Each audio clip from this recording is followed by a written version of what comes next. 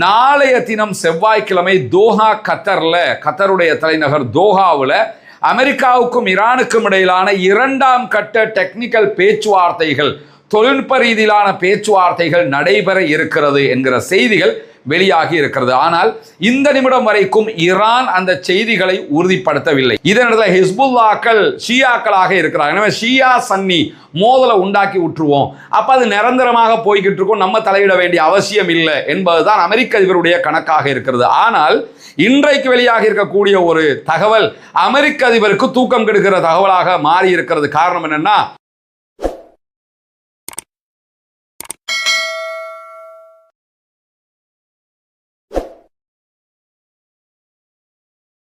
அன்புக்கினிய சகோதர சகோதரிகளே, நம் அனைவர் மீதும் ஏக இறைவனுடைய அமைதியும் கருணையும் உண்டாகட்டுமாக என்கிற உயரிய பிரார்த்தனைகளோடு பாலஸ்தீனத்தில் ஆரம்பித்த இஸ்ரேலிய ஆக்கிரமிப்பு இராணுவத்தினுடைய அப்பாவிகளுக்கு எதிரான தாக்குதல் லெபனான், யமன் என்று தொடர்ந்து கடைசியில் ஈரானுடனான 40 நாள் யுத்தத்திற்கு பிறகு தற்போது ஓரளவு முடிவுக்கு வந்திருக்கக்கூடிய செய்திகளை நம்ம பார்த்து வர்றோம். இந்த நிலையில தான் எதிர்வரக்கூடிய ஆகஸ்ட் மாத இறுதிகளில் இஸ்ரேலுக்குள்ள உள்நாட்டு தேர்தல் நடைபெற இருக்கிறது.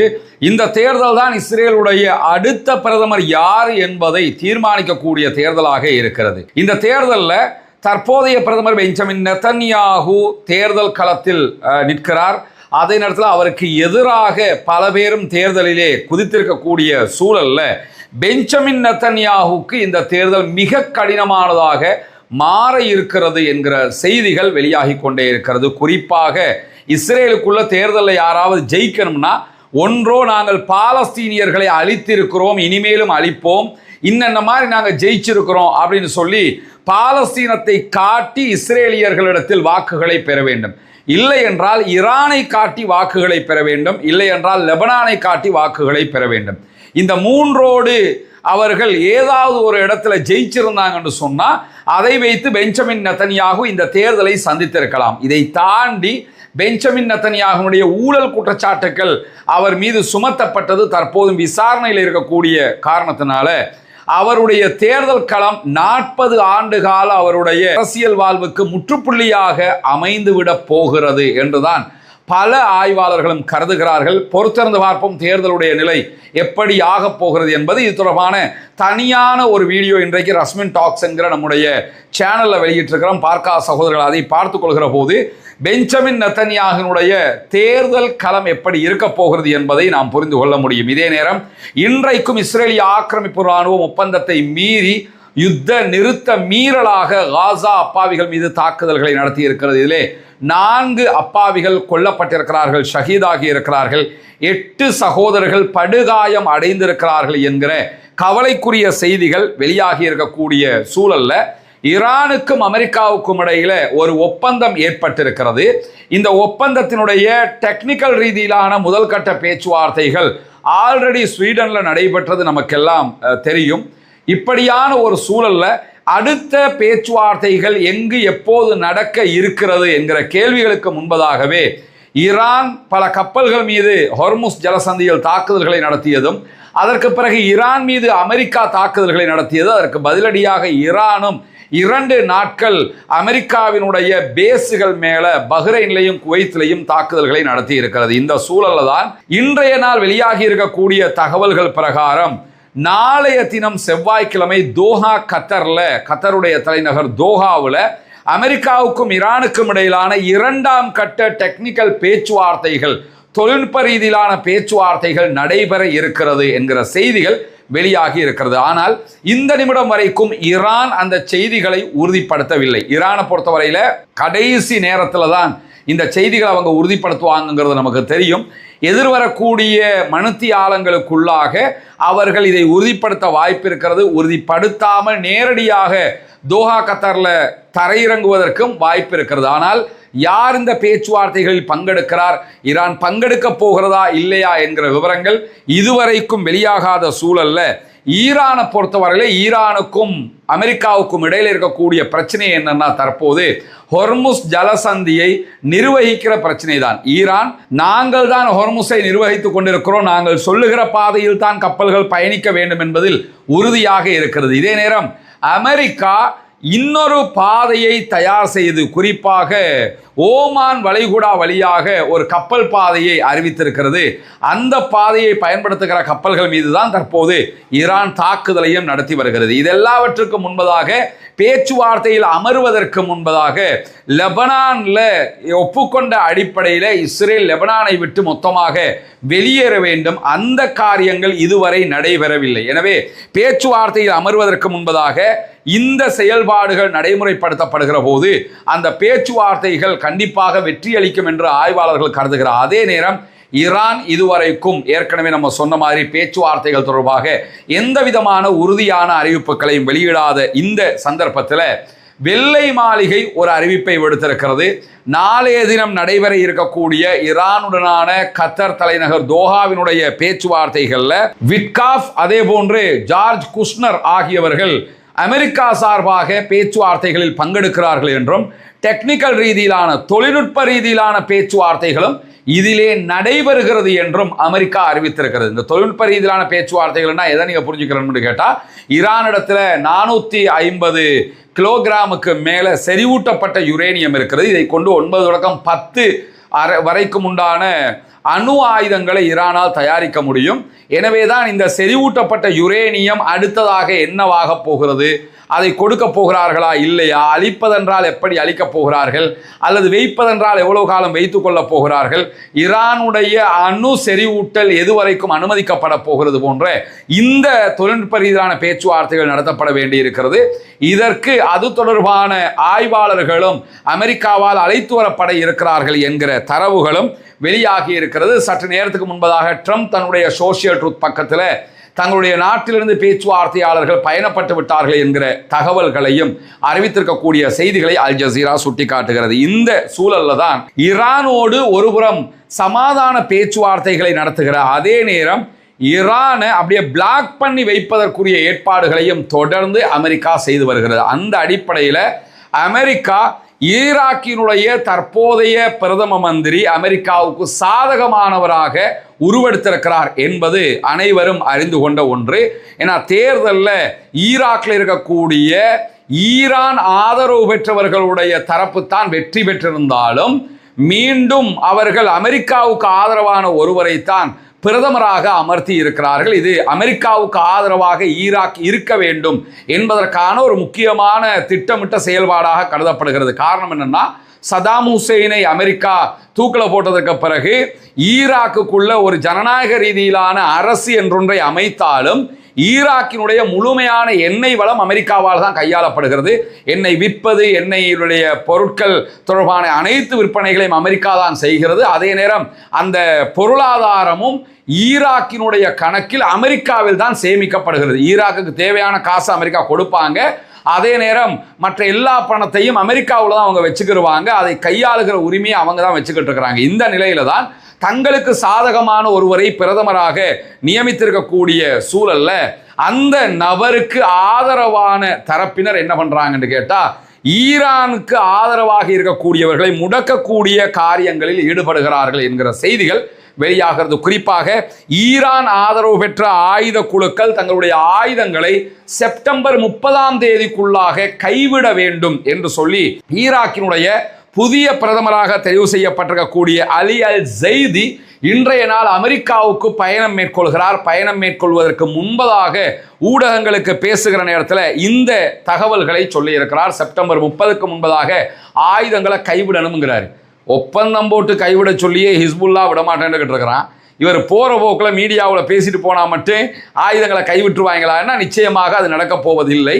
ஆனாலும் ஆயுதங்களை கைவிட வேண்டும் என்று நாங்கள் அழுத்தம் கொடுப்போம் என்றெல்லாம் இன்றைக்கு செய்தி பேசியிருக்கக்கூடிய செய்திகளில் நம்ம பார்க்க முடிகிற அதே நேரத்தில் ஈரானுக்கு எதிரான அமெரிக்க இஸ்ரேலிய யுத்தத்தினுடைய ஆரம்ப நாட்களை நம்ம எடுத்துக்கிட்டோம்னு சொன்னால், இந்த ஆரம்ப நாட்களுக்குள்ளாக ஈராக்கில் இருக்கக்கூடிய சில குழுக்கள் ஈரானுக்கு ஆதரவாக ஈராக்கில் இருக்கிற அமெரிக்காவினுடைய தளங்கள் மீது தாக்குதல் நடத்தியது நமக்கு தெரியும். ஈராக்குக்குள்ள கதாயிபு இஸ்புல்லா என்கிற ஒரு அமைப்பு இருக்கிறது.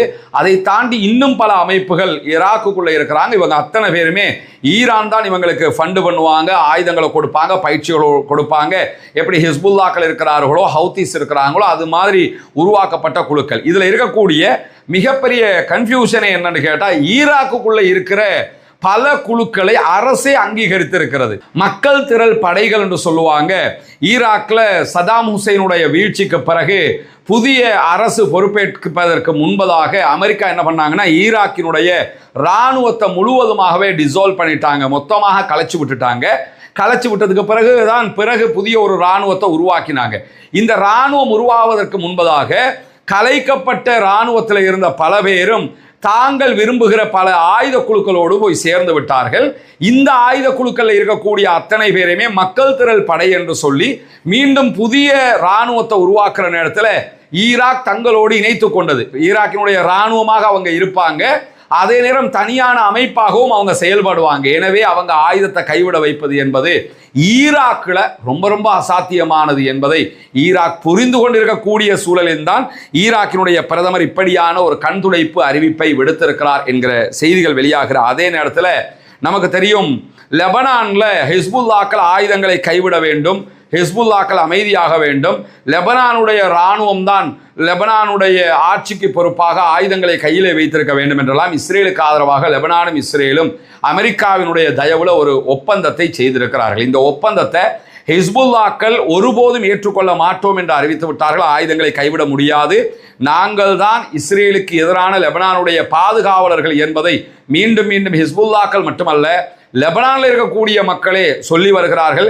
ஹிஸ்புல்லாக்கள் ஒரு பரந்துபட்ட அமைப்பாக அங்கு வளர்ந்து நிற்கிறார்கள். பாராளுமன்றத்தில் பல இடங்களை கைப்பற்றி வைத்துக் கொண்டிருக்கக்கூடிய சூழலும் அவர்களுக்கு இருக்கிற நேரத்தில் ஹிஸ்புல்லாக்களை எப்படியாவது மோத விட வேண்டும் சிரியாவோடு என்கிற ஒரு எண்ணப்பாடு அமெரிக்க அதிபர் டொனால்ட் ட்ரம்புக்கு இருக்கிற காரணத்தினால சிரியா இனி ஹிஸ்புல்லாக்களை பார்த்து கொள்ளும், இஸ்ரேல் ஹிஸ்புல்லாக்களோடு சண்டை பிடிக்க வேண்டிய அவசியம் இல்லை என்கிற செய்திகளை தொடர்ந்து அமெரிக்க அதிபர் டொனால்ட் ட்ரம்ப் பேசி வந்தார். இதுக்கான காரணம் என்னன்னு கேட்டா, சிரியாவில் தற்போது இருக்கக்கூடிய ஆட்சியாளர்கள் சன்னி சிந்தனையில் இருக்கக்கூடியவங்க, இதனிடத்தில் ஹிஸ்புல்லாக்கள் ஷியாக்களாக இருக்கிறார். எனவே ஷியா சன்னி மோதலை உண்டாக்கி விட்டுருவோம், அப்போ அது நிரந்தரமாக போய்கிட்டு இருக்கும், நம்ம தலையிட வேண்டிய அவசியம் இல்லை என்பதுதான் அமெரிக்க அதிபருடைய கணக்காக இருக்கிறது. ஆனால் இன்றைக்கு வெளியாக இருக்கக்கூடிய ஒரு தகவல் அமெரிக்க அதிபருக்கு தூக்கம் கெடுக்கிற தகவலாக மாறி இருக்கிறது. காரணம் என்னன்னா, லெபனானுக்குள்ள செயல்படக்கூடிய சன்னி பிரிவை சேர்ந்த 2 மிகப்பெரிய ஆயுத குழுக்கள்,